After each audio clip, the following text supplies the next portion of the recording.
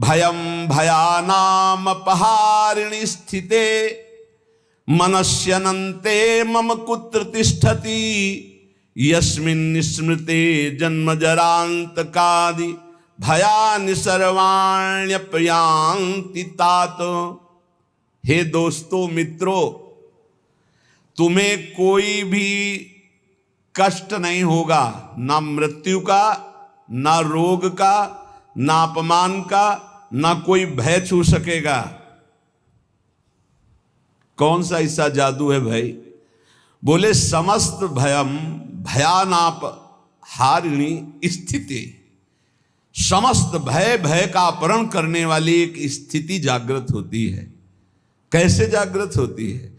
अनंत महिमाशाली भगवान के नाम का जो स्मरण करता रहता है। हम अपनी कल्पना से भयभीत होते, कहीं कोई भय नहीं है। जहां भय लगा है वहां हमने देखा है हमारी कल्पना हमको भयभीत करती है।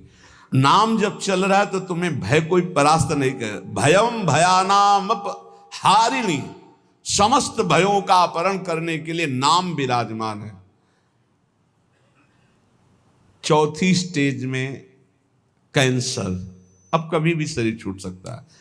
और पूरा तिलक लगाए मुस्कुराते हुए बात कर रहे थे। बोले बस बल है राधा नाम का। अभी कुछ दिनों से जुड़े थे, यही एकांतिक में उनका पड़ा भी है। हे भयम भयानाप हारिणी स्थिते, समस्त भयों का अपहरण हो जाएगा। विश्वास करो, तुम कितने दिन पैसा कमा लोगे, कितने दिन भोग लोगे, कितने दिन परिवार को संभाल लोगे।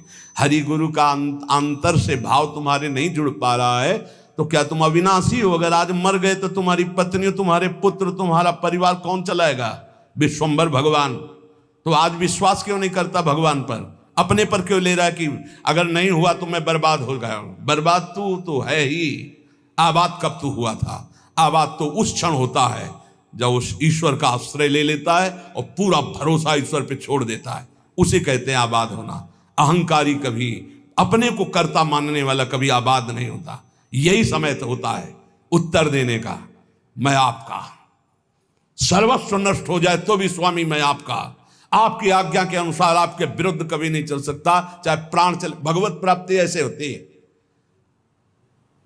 नौकाएं कभी डूबती नहीं, लड़खड़ाती नहीं, छेद होती नहीं। नाविक ने आज तक किसी को डूबने नहीं दिया, पार कर दिया है। चुपचाप बैठा रहे, दौड़ क्यों मचा रहा है इधर से उधर, पूरा बैलेंस बिगाड़ने की कोशिश कर रहा है। एक आदमी ट्रेन में दौड़ रहा था, डिब्बे में। एक साधु थे। भाई मैं देख रहा हूं तू दौड़ रहा है, क्यों दौड़ रहा है? बोले हमको बहुत जल्दी पहुंचना है अमुक स्टेशन है। पागल, ट्रेन चल रही, तू बैठ जा, तू बैठ जा, ट्रेन चल रही। ऐसे ही तू सच्ची मान, अध्यात्म की कोई दौड़ भाग नहीं होती। अध्यात्म कोई किलोमीटरों वाली यात्रा नहीं कि बहुत भागना पसीना चुआना है। समझ समझ, विवेक का मार्ग, विवेक का। आराम से बैठ जा। काहू के बल भजन को, काहू के आचार, व्यास भरोसे, कुंवर के सोवत पाव पसार। अंतिम समय सूरदास जी का पद, भरोसो दृढ़ इन चरणन केरो। ये है पूरी जीवन की साधना। नाते नेह राम के मनियत, जाके प्रिय न राम बैदे ही, तजिए ताह कोटि बैरिसम जद्य परम सने ही। पुलापा नहीं चलता यहां, ठोस चलेगा, ठोस घनीभूत भक्ति। और वो होती भक्तों के चरणों से, हरिभक्तों के चरणों से। जरा भी आप प्रश्नवाचक चिन्ह आपके सामने लग गया तो शरणागति में कलंक लग जाएगा। नहीं, भगवत प्राप्ति का माइक से ठेका लेते हैं। शरणागति, भगवत प्राप्ति बिल्कुल सहज सरल। सब कुछ उनका था, उनका है, उनका ही रहेगा। तुमने जो अपना मान लिया है बस वही समर्पित कराने के लिए रोज सत्संग हो रहा, उसी को समझ लो। भगवान ही तुम्हारे पुत्र परिवार के रूप में हैं। वही ऐसा प्रश्न खड़ा करेंगे कि तुम भगवान को देखते हो या पुत्र को देखते हो।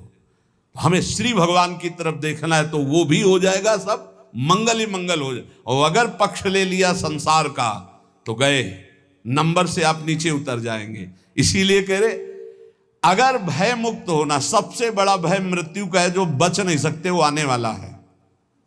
तो बोले जब साधु भी मरता है, गृहस्थ भी मरता है, तो भी भजन से क्या है? साधु मरता नहीं।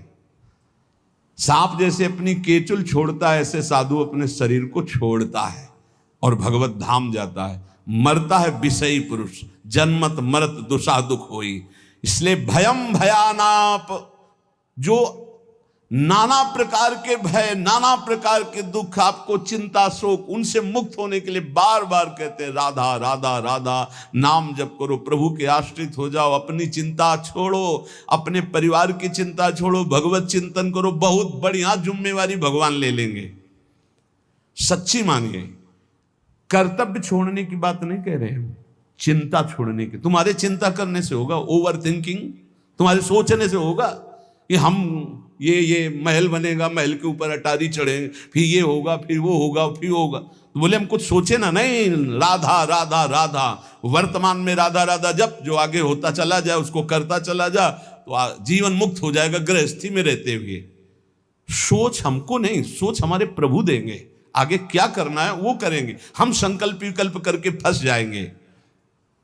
बाले क्रीडन का सक्ता यौवने विषयोन्मुखा अज्ञानयन्त्य शक्त्याः च वार्धकं समुपस्थितम् तस्मात् बाल्ये विवेकात्मा यतेत श्रेयसे सदा बाल्य यौवन वृद्ध्यायैर्देह भावैः संयुतः।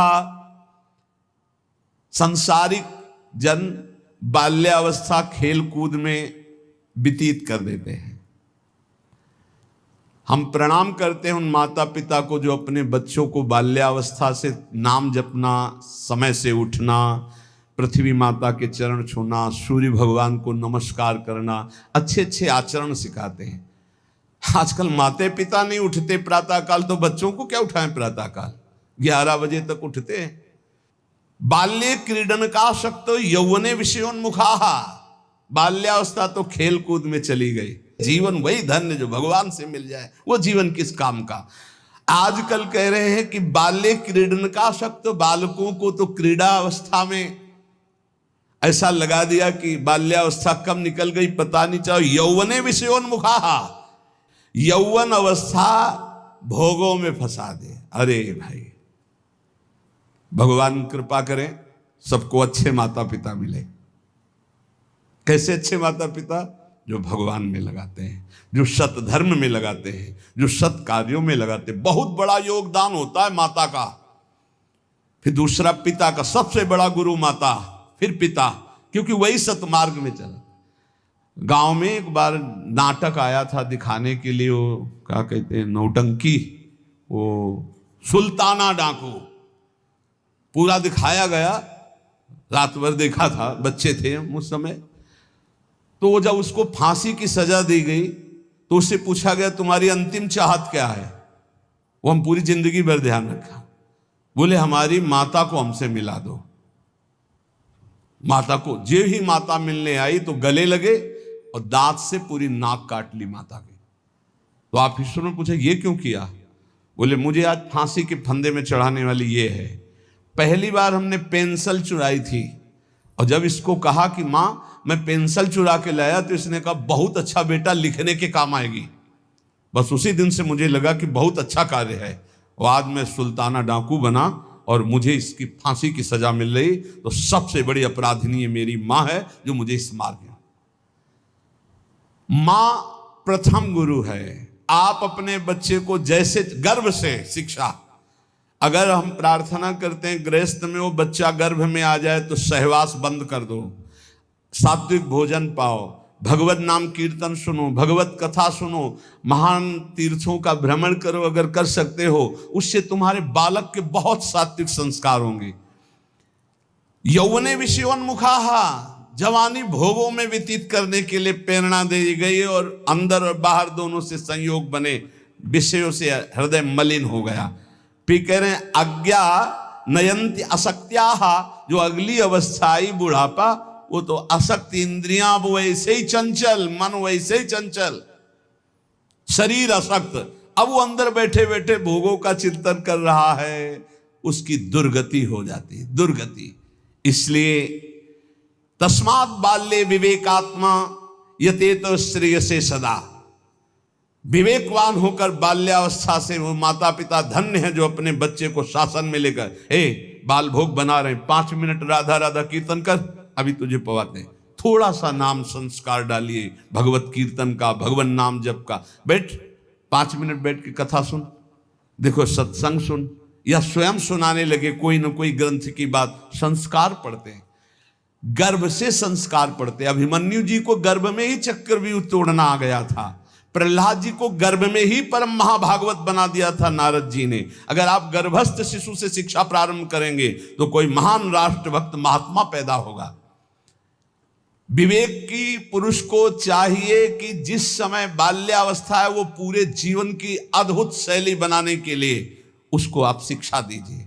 जितने गंदगी व्यसन है वो सब माता पिता के आचरणों का प्रभाव बच्चों पर पड़ता है। बहुत होश में माता पिता अपना व्यवहार रखें, नहीं बच्चे फिर वो ही जानते हो क्या करते हैं, बुढ़ापे में मार थप्पड़ घर के बाहर कर देते हैं कि तुमने हमको यही शिक्षा दी है आधुनिकता की, भोगों की, विषयों की, तो उसी का सुख लो। इसलिए तदे तद्वो मयाख्यातम यदि जानीत नानृतम तदस्मत् प्रीतये विष्णु स्मृत्याम बंध मुक्तिदहा। मित्रों, मैं तुम लोगों से प्रार्थना कह रहा हूं, तुम झूठ मत समझना। अगर समस्त दुख और बंधनों से छूटना है तो तुम केवल हरि स्मरण प्रारंभ कर दो। उनका स्मरण करने के पश्चात कोई भी विपत्ति उसको परास्त नहीं कर सकती। हरि स्मृति समस्त विपद विमोक्षणम, जितनी विपत्तियां हैं सबसे मुक्त करा देगी। तुम मेरी बात मान लीजिए। तदस्मत् प्रीतये विष्णु स्मृत्याम बंध मुक्तिदा, समस्त बंधनों से मुक्त हो जाओगे, मृत्यु का भय नष्ट हो जाएगा केवल हरि स्मरण। प्रयासः स्मरणे कोश्य स्मृतो यच्छति शोभनम पापक्षयश्च भवति स्मरताम तम अहर्निशम। स्मरण मात्र भगवान का परम मंगल परम कल्याण करता है। क्या जाता है? हरिशरणम हरिशरणम, राम कृष्ण हरि, राधा राधा, हरे नमः। जो पसंद आवे हमारे भगवान की तो अनंत नाम है, राधा वल्लभ श्री हरिवंश, जो पसंद आवे। खूब नाम कीर्तन, खूब नाम स्मरण। जो नाम स्मरण करता है समस्त मंगल समस्त कल्याण हो जाता है। अब आप बहुत ध्यान यहाँ दीजिए, नाम स्मरण प्रारंभ करेंगे तो 2 प्रक्रियाएं होंगी। यदि आपके पाप अधिक हैं तो तत्काल पाप नष्ट होना प्रारंभ हो जाएंगे। अब उसके लिए घटनाएं घटना प्रारंभ हो जाएंगी, विपत्ति, दुख, परेशानियां। आप ऊब मत जाना। और अगर आपके पुण्य अधिक हैं तो पुण्य शुरू हो जाएंगे, ये लाभ ये लाभ ये लाभ। तो आप वो नाम जप का लाभ मत मान लेना, वो नाम जप से दुख आ रहा है ऐसा मत मान लेना। वो शुभ अशुभ दोनों को नष्ट करके आपको अखंड आनंद प्रसन्नता की तरफ ले जा रहा है। इसलिए धैर्य चाहिए नाम जापक में। सुख दुख नाम का फल नहीं है, सुख दुख पाप और पुण्य का फल है। आनंद और प्रसन्नता ये नाम का फल है। प्रसन्नता ये ब्रह्म स्वरूप है। प्रसन्नता, हर समय प्रसन्न रहना, ब्रह्मभूता प्रसन्न आत्मा। जो रात दिन प्रभु का स्मरण करते हैं उनके सब पाप नष्ट हो जाते हैं। प्रभु में अहर्निश बुद्धि लगने के कारण प्रभु परम सुख समुद्र है, इसलिए वो सुख समुद्र हो जाता है, हर समय सुख में डूबा रहता है। तापत्रयणे भीतम यदे तदखिलम जगत तदा शोचेषु भूतेषु द्वेषम प्राज्ञः करोति कहा। ये संसार 3 तापों से जल रहा है। तुम शोचनीय पुरुषों जैसे जलने के लिए तैयार मत हो। अगर तुम बचना चाहते हो तो बच सकते हो नाम जप के, नहीं तो कैसे कैसे मृत्यु अपहरण कर रही है।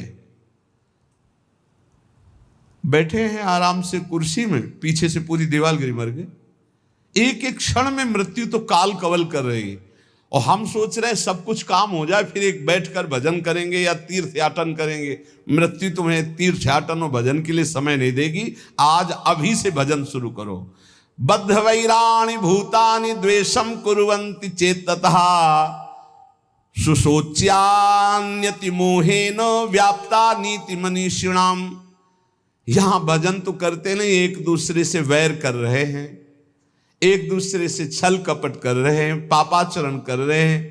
विचारवान कभी किसी से वैर नहीं करता, ये पापाचरण नहीं करता। तुम महामोह से व्याप्त होकर किसी से यहां लेन देन मत कर लेना पाप का। कोई ऐसा पाप कर लिया, कोई वैर कर लिया, आना पड़ेगा। त्रिभुवन में किसी से वैर नहीं होना चाहिए, तब तुम जीवन मुक्त होगे। इसीलिए अजात शत्रु होता है भगवान का भक्त। और किसी से कुछ लेना ना देना, मगन रहना, कर्जा ना रहे, नहीं तो आके देना पड़ेगा, आना पड़ेगा। कुछ ना कुछ ऐसा बन करके उसका हिसाब करके तुम्हें यहां से जाना पड़ेगा। बोले जैसे हमारा जवान लड़का था, बहुत मेहनत करके, बहुत वो अपने में कम खर्चा करता था, सब हम ही को देता था क्योंकि कर्जा निपटाने आया था। और कर्जा निपटा चला गया, वो तुम्हारा लड़का थोड़ी था, वो अपना कर्जा देने आया था। और कर्जा लेने आया था, बोले बचपन से बीमार, कुछ दिनों के बाद वो पधार गया, तो अपने लेने आया था हिसाब किताब। बहुत होश में जीवन मुक्त होने के लिए किसी से लेना नहीं, किसी का देना नहीं, किसी से वैर नहीं, किसी से मित्रता नहीं, सबसे भगवत भाव। मैं तुम सबसे आग्रह करता हूं, तुम इस असार संसार के विषयों में कभी संतुष्ट नहीं हो सकते, मेरी बात समझ लो। चाहे जितना भोग भोग लो, कभी ऐसा नहीं हो सकता कि हाँ अब आज के बाद मुझे नहीं चाहिए। ये ऐसे भूत के लड्डू हैं, खाओ तो परेशान, ना खाओ तो परेशान। जो नहीं भोग रहे हैं वो ललचा रहे हैं, और जो भोग रहे हैं वो पछता रहे हैं। बड़ा विचित्र माया का खेल है। और जो संसार में है वो पछता रहे कि हम सोचा था इसमें सुख है, वो है नहीं। हमें लगता है कि सुख औरों में है, पूरा जीवन उनको पछताते चला जाता है, ये भोगा, ये भोगा, ये भोगा। और अगर सही भजन नहीं हुआ तो पूरा जीवन इस भेष में पछताते चला जाता है, इधर उधर ताक झांक, पूरा जीवन व्यर्थ चला जाता है। ये हम भ्रमण करते हुए जीवन में देखा कि अगर साधना नहीं है तो अवस्थागत इंद्रियां शांत नहीं होती।